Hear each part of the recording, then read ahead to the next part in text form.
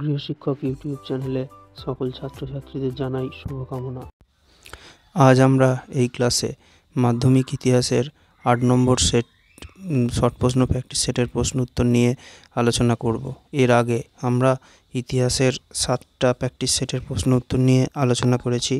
এছাড়াও আমরা আমাদের চ্যানেলে ইতিহাসের প্রত্যেকটা অধ্যায় থেকে বেশ কিছু গুরুত্বপূর্ণ 1 নম্বর, 2 নম্বর, 4 নম্বর ও 8 নম্বরের প্রশ্ন উত্তর নিয়ে আলোচনা করেছি।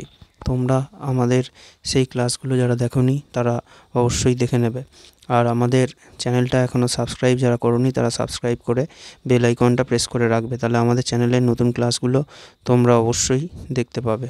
ঠিক আছে, তাহলে আজ আমাদের আলোচনার প্রশ্ন, কার আমলে সরকারি গোয়েন্দা বিভাগ গঠিত হয়? এটা হবে অপশান খয়েরটা লর্ড ডাফরিন। পরের প্রশ্ন, ভরতমুনি পঞ্চম বেদ বলেছেন কোন শাস্ত্রকে? এটা হবে নাট্যশাস্ত্র। পরের প্রশ্ন, কলকাতা ফিমেল জুভেনাইল সোসাইটি কত সালে তৈরি হয়েছিল?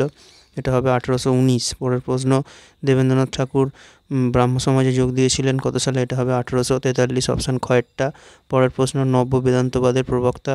এটা হবে অপশান কয়েরটা স্বামী বিবেকানন্দ। পরের প্রশ্ন, চুয়ার বিদ্রোহের দ্বিতীয় পর্বে নেতৃত্ব দিয়েছিলেন? এটা হবে অপশান খয়েরটা দুর্জন সিং। পরের প্রশ্ন, ছোটনাগপুর প্রজাস্বত্ব আইন পাস হয়েছিল যে বিদ্রোহের ফলে? সেটা হবে মুন্ডা বিদ্রোহ, অপশান ঘয়েরটা।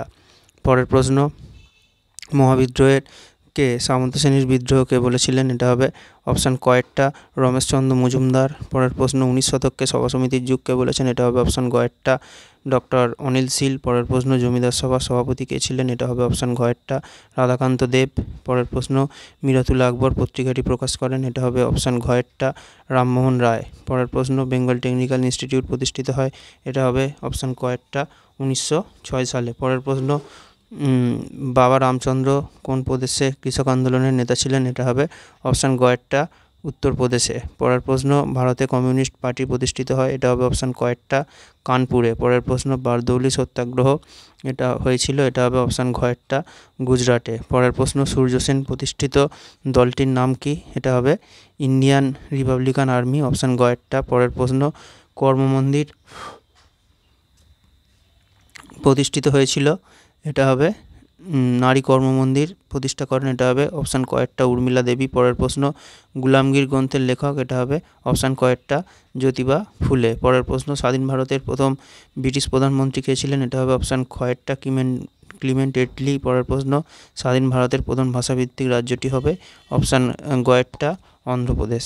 ঠিক আছে, তাহলে এখন তোমাদের যারা ইতিহাস একদম কিছু ভালোভাবে তৈরি করতে পারছো না তারা আগে এই শর্ট প্রশ্নগুলোকে খুব ভালোভাবে তৈরি করবে, কেননা তোমাদের ইতিহাসে মোট 1 নম্বর আর 2 নম্বরের মিলিয়ে মোট 58 নম্বরের শর্ট প্রশ্ন কিন্তু থাকবে। সেই জন্য তোমরা যদি শর্ট প্রশ্ন ভালোভাবে তৈরি করতে পারো তাহলেও কিন্তু তোমরা পরীক্ষায় অনেকটাই নম্বর তুলে ফেলতে পারবে। ঠিক আছে, সেই জন্য তোমাদের শর্ট প্রশ্নকে কিন্তু খুব জোর দিয়ে পড়তে হবে। ঠিক আছে, আর তার সাথে বড় কোশ্চেন যদি লিখতে পারো তাহলে অবশ্যই ভালো নম্বর পেয়ে যাবে। আর আমাদের ক্লাস যদি তোমাদের ভালো লাগে তাহলে তোমরা অবশ্যই লাইক করবে, তোমরা ক্লাসগুলো বন্ধুদের মধ্যে শেয়ার করবে। আর আমাদের ক্লাস যদি তোমাদের কেমন লাগছে সেটাও তোমরা কমেন্ট করে জানাবে। এরপর আমাদের 1 নম্বরের কিছু এমসিকিউ প্রশ্ন আছে। এসএকিউ, মোহনবাগান আইএফএ শিল্ড কবে জয় করেছিল? এটা 1911 সালে হবে। এরপর একটা, কলকাতা বিশ্ববিদ্যালয়ের প্রথম ভারতীয় উপাচার্যকে? এই প্রশ্নের উত্তরটা আমরা আগের দিন আলোচনা করেছি, তোমরা আমাদের আগের ক্লাসটা অবশ্যই দেখে নেবে। ঠিক আছে, আর তোমরা এই প্রশ্নের উত্তরটা আমাদের কমেন্ট করে জানাবে। পরের প্রশ্ন, ভাঙনাডিহির মাঠে কোন বিদ্রোহের সঙ্গে জড়িত? এটা হবে সাঁওতাল। আমরা উত্তরটা বাঁ দিকে লিখে দিয়েছি। ঠিক আছে, এরপরের প্রশ্ন, হিন্দু মেলা প্রতিষ্ঠিত হয়েছিল কত সালে? এটা হবে 1867 সালে। ঠিক আছে, এরপরের প্রশ্ন, ঠিক ভুলে কি আছে? প্রথম প্রশ্নটা, পাইকান জমি দেয়া হতো সাঁওতালদের, এটা ভুল হবে। পরের প্রশ্ন, উষা মেহতা নেত্রী ছিলেন বঙ্গভঙ্গ আন্দোলনের, এটা কি হবে? এটাও কিন্তু ভুল হবে। ঠিক আছে, এটা হয়ে গেল। আর এরপরেরটা, পরের প্রশ্ন হচ্ছে যে ফরওয়ার্ড ব্লক দল প্রতিষ্ঠা করেছিলেন মিনু মুন্সি, এটাও ভুল হবে। পরের প্রশ্ন, ইউএন রায় অ্যান্ড সন্স প্রতিষ্ঠা করেছিলেন উপেন্দ্র কিশোর রায়চৌধুরী, এটা হবে ঠিক। ঠিক আছে, আর এরপরে একটা ম্যাচ আছে, ম্যাচ যেটা আছে সেটা কি? সেটা হচ্ছে যে প্রথমে দেওয়া আছে ব্রহ্মানন্দ, তারপরেরটা হচ্ছে যে কোমল গান্ধার, তারপরেরটা বেঙ্গল কেমিক্যাল, তারপরেরটা নাঙল, এই 4টে।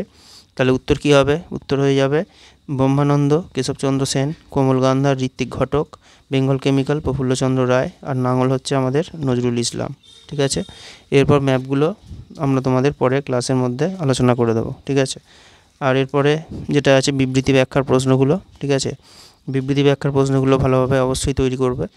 যেমন এখানেও কিন্তু 4টে নম্বর থাকে। ঠিক আছে, রবীন্দ্রনাথ ঠাকুর ঔপনিবেশিক শিক্ষা ব্যবস্থা পছন্দ করতেন না, এটা আমরা আগেও আলোচনা করেছি, কারণ এটা ব্যাখ্যা 3-এরটা হবে, এই শিক্ষা ব্যবস্থায় শিক্ষার্থীদের মনের বিকাশ ঘটতো না। ঠিক আছে, পরের প্রশ্ন, ভারত সরকার 1929 সালে মিরাট ষড়যন্ত্র মামলা শুরু করেছিলেন, কারণ এর উদ্দেশ্য ছিল ব্যাখ্যা 3-এরটা সাম্যবাদী কার্যকলাপ দমন করা। পরেরটা, 1928 সালে বেঙ্গল ভলেন্টিয়ার্স দল সুভাষচন্দ্র বসু কেন তৈরি করেছিলেন, এখানে ব্যাখ্যা 2-এরটা হবে ছাত্রদের মধ্যে ব্রিটিশ বিরোধী মনোভাব গড়ে তোলার জন্য। ঠিক আছে, আর 1950 সালে নেহেরু লিয়াকত চুক্তি হয়েছিল কেন, কারণ এটা ব্যাখ্যা 1-এরটা হবে উদ্বাস্তুদের আগমন নিয়ন্ত্রণের জন্য। ঠিক আছে, এগুলো তোমরা খুব ভালোভাবে তৈরি করবে। ঠিক আছে, আর এরপরে 2 নম্বরের প্রশ্ন যেগুলো আছে সেগুলো আমরা একবার দেখে নেব। ঠিক আছে, 2 নম্বরের প্রশ্ন, ইতিহাসের উপাদান হিসাবে সংবাদপত্রের গুরুত্ব, এটা। তারপরেরটা, সরকারি নথিপত্রের সীমাবদ্ধতা কী, এটা। পরের প্রশ্ন কী, পরের প্রশ্ন হচ্ছে যে সমাজ সংস্কারে নব্যবঙ্গীয়দের ভূমিকা কী। আর পরের প্রশ্ন, ডেভিড হেয়ার কেন স্মরণীয়, এটা একটা আছে। পরের প্রশ্ন, বিপ্লব বলতে কী বোঝায়। পরের প্রশ্ন, দক্ষিণ পশ্চিম সীমান্ত এজেন্সি কেন গড়ে তোলা হয়েছিল, এটা মাধ্যমিকেও একবার এসেছিল। ঠিক আছে, আর 19 শতকে বাংলা জাতীয়তাবাদে বঙ্কিমচন্দ্রের কী ভূমিকা ছিল, আর বাংলার ছাপাখানার বিকাশে বটতলা সাহিত্যের গুরুত্ব কী। তাহলে এই যে প্রত্যেকটা প্রশ্ন, এই 8টা প্রশ্নই আমরা আমাদের চ্যানেলে আগে আলোচনা করে দিয়েছি। তোমরা অবশ্যই আমাদের সেই ক্লাসগুলো একবার দেখে নেবে, সেখান থেকে তোমরা প্রত্যেকটা প্রশ্নের উত্তরই খুব ভালোভাবে তৈরি করে নিতে পারবে।